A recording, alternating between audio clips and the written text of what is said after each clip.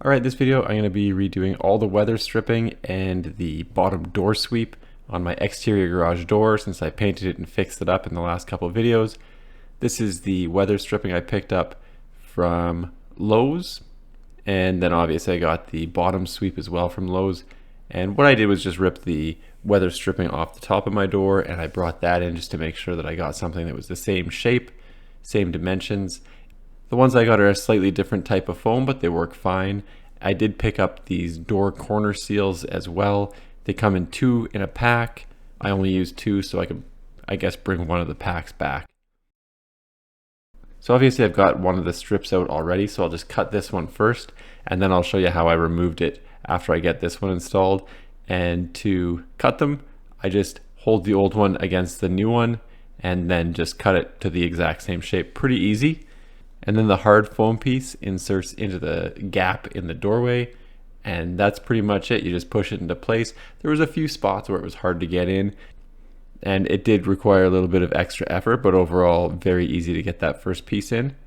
And of course you want to make sure that the corners don't overlap, which would create a high spot and make it difficult for the door to close, or would cause the door not to close at all. So just going out into the garage, closing the door and looking up, just making sure that there's no light visibly shining through, so just making sure that it's got a good seal, and obviously the first one's in and it looks pretty good. So the way I took it out was to use a chisel. You could rip it out by hand, I suppose, but I did find it could start peeling the foam off the plastic piece that slides into the door frame. So I used a chisel, and that just allowed me to grip the plastic piece and then just pop it out. I didn't really find any spots where the weather stripping was binding in the door. It all came off pretty easily.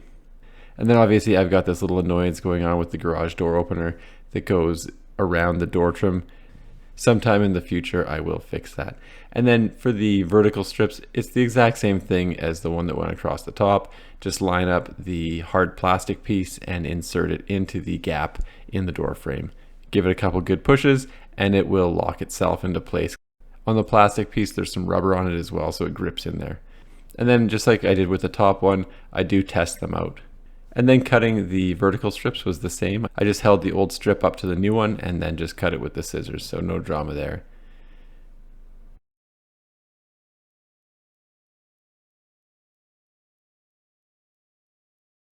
For the corner pieces, it's just a stick-on 3M jobby. Peel off the paper, stick it in place, and there's the old one that I took off. Now to remove the bottom sweep, this thing's being painted over numerous times. The screws are also a little bit rusty.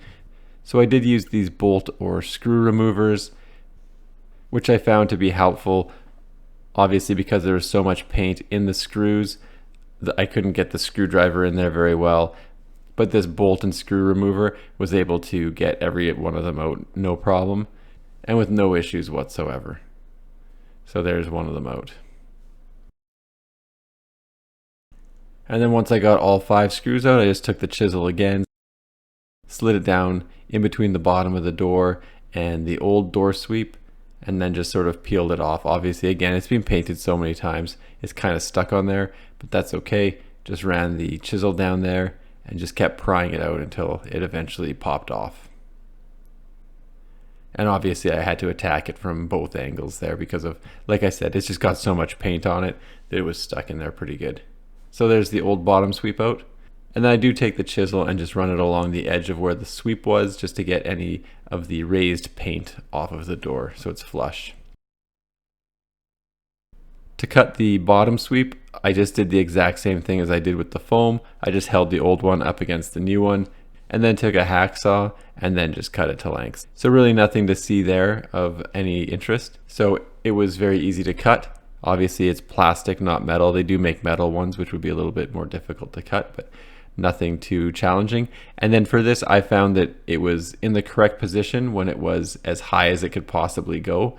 So I'm going to drill the 4 screws in, and I'm going to put the screws in the lowest position, and that way if the plastic wears down over time and I want to lower it slightly, I'll have that option to lower it down slightly. For all of these, I am pre-drilling it. It's not really that big of a deal. It would just be a little bit more of an annoyance to get the screws in if you didn't pre-drill the door first. For this one, there's only going to be 4 screws in it. That's fine. Obviously, when I cut it down, the hole for the 5th screw was obviously cut off because the door is a little bit smaller than the door sweep would accommodate.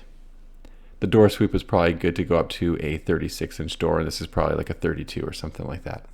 Anyway, once the screws are in, that's it. So the weather stripping's in, very fast and easy, and then the bottom sweep took a little bit of time, but it was also pretty fast and easy.